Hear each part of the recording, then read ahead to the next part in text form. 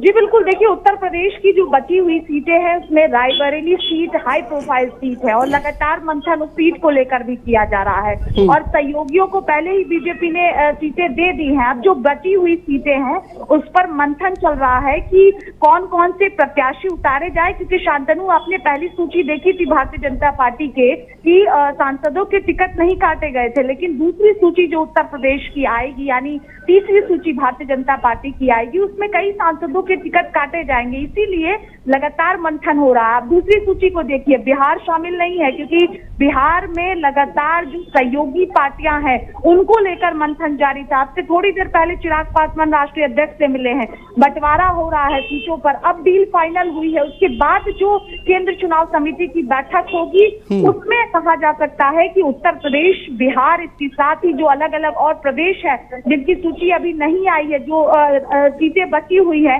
उन सीटों की भी एक और बैठक के बाद लिस्ट आएगी जिसमें उत्तर प्रदेश भी शामिल होगा। और उत्तर प्रदेश की जो सीटें हैं, चाहे गाजियाबाद की बात करें, मेरठ की बात करें, रायबरेली की बात करें हम, या फिर और सीटों की बात करते हैं, प्रयागराज की बात करें हम, तो कई ऐसी सीटें हैं जिस पर अभी बीजेपी मंथन कर रही है और मंथन के बाद ही प्रधानमंत्री नरेंद्र मोदी फाइनल मुहर उत्तर प्रदेश की प्रत्याशियों पर लगाएंगे जो बचे हुए प्रत्याशी हैं। और उसके बाद बीजेपी की तीसरी सूची में उत्तर प्रदेश शामिल होगा जिनमें जो कई सीटें हैं जिस पर अभी प्रत्याशी नहीं उतारे गए उन पर प्रत्याशी उतारे जाएंगे। बिल्कुल। और देखिए मनोहर लाल खट्टर, जिस तरह से कहा जाए कि उनको मुख्यमंत्री पद से उनको हटाया गया और उसके बाद ये कहा जा रहा था कि लोकसभा चुनाव लड़ेंगे, तो उनका भी नाम स्वाति सामने आ गया है। और इसी तरह से जिस तरह से देखिए मैनेज किया जा रहा है, चाहे वो उत्तराखंड की लिस्ट हो या फिर मनोहर लाल खट्टर का नाम हो, ये तमाम नाम जो है वो कहीं ना कहीं सामने आ रहे हैं। और भारतीय जनता पार्टी, जिस तरह से ये कहा जा रहा था कि जो तमाम वरिष्ठ नेता हैं और मुख्यमंत्री भी हैं उनको भी चुनावी मैदान में उतारा जाएगा, तो वो भी कहीं ना कहीं धरातल पर उतरता हुआ दिखाई दे रहा है। जी बिल्कुल, आप त्रिवेंद्र सिंह रावत को देख लीजिए, उत्तराखंड के पूर्व मुख्यमंत्री हैं, उनको बीजेपी ने टिकट दिया है। इसके साथ ही अगर हम बात करें पूर्व मुख्यमंत्री मनोहर लाल की बात करें तो इस्तीफा हुआ और उसके बाद लगातार भारत समाचार पर खबर चल रही थी कि करनाल लोकसभा सीट जो है वहां से मनोहर लाल को बीजेपी मैदान में उतार सकती है और इसीलिए मनोहर लाल का इस्तीफा लिया गया है मुख्यमंत्री के तौर पर। और वही दूसरी सूची में देखने को मिल रही है, मनोहर लाल को बीजेपी ने लोकसभा का उम्मीदवार बनाया है। करनाल से लोकसभा चुनाव लड़ेंगे मनोहर लाल, प्रत्याशी बनाए गए हैं और उनको बीजेपी जो है कई दिनों से हरियाणा को लेकर भी मंथन चल रहा था और दूसरी लिस्ट में साफ साफ देखने को मिल रहा है कि मनोहर लाल अब चुनावी मैदान में होंगे। आज ही उन्होंने विधायक के तौर पर इस्तीफा करनाल से दिया है, अब लोकसभा के उम्मीदवार वो बनाए गए हैं। और इसके साथ ही हम अगर अनुराग ठाकुर की बात करें तो हमीरपुर से उनको उम्मीदवार बनाया गया है। तो आप देखिए कि किस तरह से जो मुख्यमंत्री रहे हैं, चाहे उत्तराखंड की बात करें हम या फिर हम हरियाणा की बात करें, तो बीजेपी ने लोकसभा चुनाव में उनको उम्मीदवार बनाया है और वो प्रत्याशी के तौर पर अब जो है वो मैदान में दिखेंगे। किस तरह से पार्टी को बड़ी जीत 2024 में मिले, इसको लेकर लगातार भारतीय जनता पार्टी रणनीति बना रही है कि कौन कौन से प्रत्याशी मैदान में उतारे जाए, जिसकी 370 जो बीजेपी का टारगेट है उसको पूरा किया जा सके और एनडीए 400 पार उस टारगेट को पूरा किया जा सके। इसीलिए सहयोगी जो पार्टी है बीजेपी की, उनको भी साथ लेकर भारतीय जनता पार्टी चल रही है, किसी को नाराज नहीं कर रही है, सबसे बातचीत करती है। बिल्कुल, देखिए तमाम ये जो कहा जाए समीकरण है उनको साधने की कोशिश स्वाति की जा रही है। बहुत बहुत शुक्रिया आपका। और पंकज पवार हमारे साथ जुड़ गए हैं, उत्तराखंड ब्यूरो चीफ। पंकज, उत्तराखंड की जो 2 सीटें बाकी थी उनका भी देखिए उन पर नामों की घोषणा कर दी गई है। ऐसे में अब क्या कहा जाए कि जो मुकाबला है किस तरह से दिलचस्प होता हुआ नजर आ रहा है, और जिस तरह की चर्चा चल रही थी और ये जो नाम सामने आए हैं, क्या अंतर दिखाई दे रहा है पंकज? अब देखिए सबसे बड़ी बात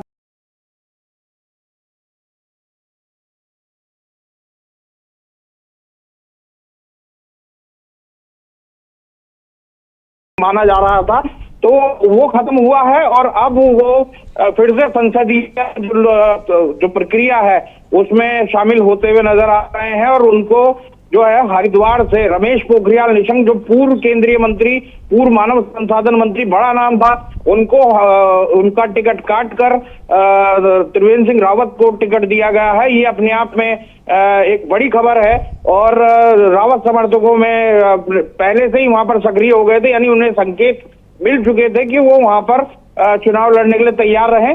पिछले दिनों जब करतार सिंह बढ़ाना जो है उनकी जो ज्वाइनिंग हुई हरिद्वार में, उसमें रमेश पोखरियाल निशंक गायब थे और वहां पर मदन कौशिक और त्रिवेंद्र सिंह रावत जब मौजूद रहे तो इस बात के संकेत मिलने लगे थे कि इनको टिकट मिलने जा रहा है। तो आज उसकी घोषणा हो चुकी है जी।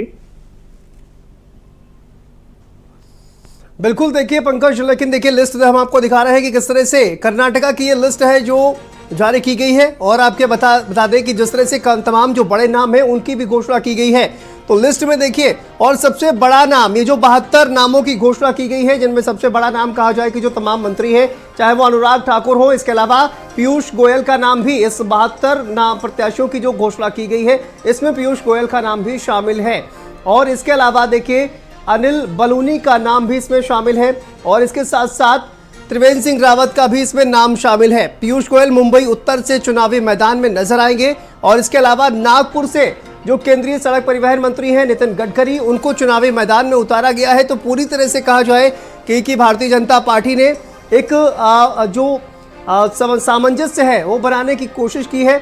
लेकिन 72 नामों की लिस्ट, ये देखिए उत्तराखंड की लिस्ट है जिसमें कहा जाए कि अनिल बलूनी और इसके साथ साथ त्रिवेंद्र सिंह रावत को चुनावी मैदान में उतारा गया है।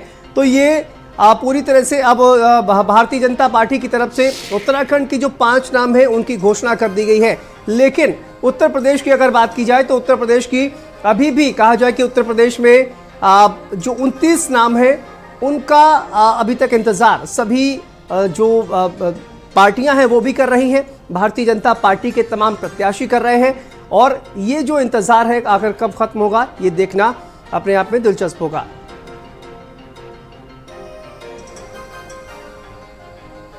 तो देखिए पंकज हमारे साथ लगातार जुड़े हुए हैं, लेकिन पंकज देखिए जिस तरह से आपने कहा कि त्रिवेंद्र सिंह रावत एक तरह से उनका जो संन्यास चल रहा था कुछ वक्त का, अब कहीं ना कहीं वो दूर होता हुआ दिखाई दे रहा है और दमखम के साथ चुनाव लड़ते हुए नजर आएंगे। ठीक है, बिल्कुल। और सबसे बड़ी बात यह है, अनिल बलूनी को भी जिस तरीके से पौड़ी में उनको आगे बढ़ाया गया है, एक राज्यसभा सांसद रहते हुए उन्होंने उन तमाम राज्यसभा सांसदों को दिशा दिखाने की कोशिश की है जो राज्यसभा सांसद तो बनते थे लेकिन काम नहीं करते थे। लेकिन अगर अनिल बलूनी की बात करें तो उन्होंने जिस तरीके से काम किया वो मील का पत्थर साबित हुआ और अब उनको जो चुनावी लड़ाई है उसमें उतारा गया है। और कहीं ना कहीं अब जो है वो पौड़ी से वो तीरथ सिंह रावत जो पूर्व मुख्यमंत्री हैं रहे हैं उनका टिकट काट कर उनको दिया गया है, यानी 2 पूर्व मुख्यमंत्रियों का टिकट काटा गया है और 2 नए चेहरे जो है उत्तराखंड में दिए गए हैं। ये माना जा रहा था और ये हमने पहले भी इस बात का भारत समाचार ने जिक्र किया था कि इन दोनों को टिकट मिलना लगभग तय माना जा रहा है, पौड़ी से अनिल बलूनी का और हरिद्वार से त्रिवेंद्र सिंह रावत का, जिसको देखते हुए अब ये फैसला जो हुआ है उसने किसी को चौंकाया नहीं है।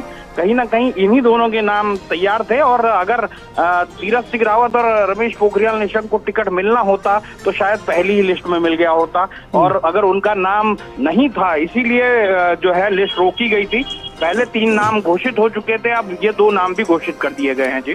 बिल्कुल। और देखिए अगर पंकज बात की जाए तो कांग्रेस पार्टी के जो तमाम वरिष्ठ नेता हैं, चाहे वो कहा जाए कि पूर्व मुख्यमंत्री, उन्होंने भी कहा जाए कि चुनाव लड़ने से इनकार कर दिया था।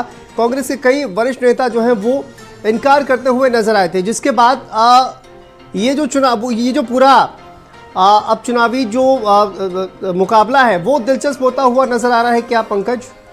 बिल्कुल बिल्कुल, बहुत दिलचस्प ये मुकाबला होगा। लेकिन बिल्कुल आएंगे, लेकिन उससे पहले तस्वीरें आपको दिखा देते हैं। अनुराग ठाकुर देखिए बीजेपी के प्रत्याशी, जिनमें बड़े नाम हम आपको दिखा रहे हैं। अनुराग ठाकुर, नितिन गडकरी को नागपुर से प्रत्याशी बनाया गया है और इसके अलावा नितिन गडकरी को नागपुर से प्रत्याशी बनाया गया है। चलिए आगे बढ़ते हैं। बीजेपी प्रत्याशी मनोहर लाल खट्टर, इनको करनाल से प्रत्याशी बनाया गया है। आज इन्होंने कहा कि विधानसभा की जिम्मेदारी जो है वो अब कहा जाए कि नायब सिंह सैनी को इन्होंने सौंप दी थी। प्रहलाद जोशी धारवाड़ से इनको प्रत्याशी बनाया गया है। प्रहलाद जोशी देखिए केंद्रीय मंत्री हैं और ये तमाम बड़े नाम, पीयूष गोयल जो है वो उनको मुंबई उत्तर से प्रत्याशी बनाया गया है। तो ये बीजेपी की तरफ से आज जो 72 नामों की लिस्ट जारी की गई है। देखिए त्रिवेंद्र सिंह रावत हरिद्वार से इनको प्रत्याशी बनाया गया है। त्रिवेंद्र सिंह रावत को और एक बड़ा नाम कहा जा सकता है उत्तराखंड के राजनीति की अगर देखा जाए। अनिल बलूनी गढ़वाल से इनको प्रत्याशी बनाया गया है, तो ये भी एक बड़ा नाम है भारतीय जनता पार्टी की तरफ से अगर बात की जाए। और अनिल बलूनी पर देखिए भरोसा जो है वो जताया गया है और गढ़वाल से इनको प्रत्याशी बनाया गया है। तो ये वो तमाम बड़े नाम हैं जिन पर भारतीय जनता पार्टी ने भरोसा जताया है और अपना प्रत्याशी इनको बनाया है। अनिल बलूनी गढ़वाल से प्रत्याशी बनाया गया है, जबकि त्रिवेंद्र सिंह रावत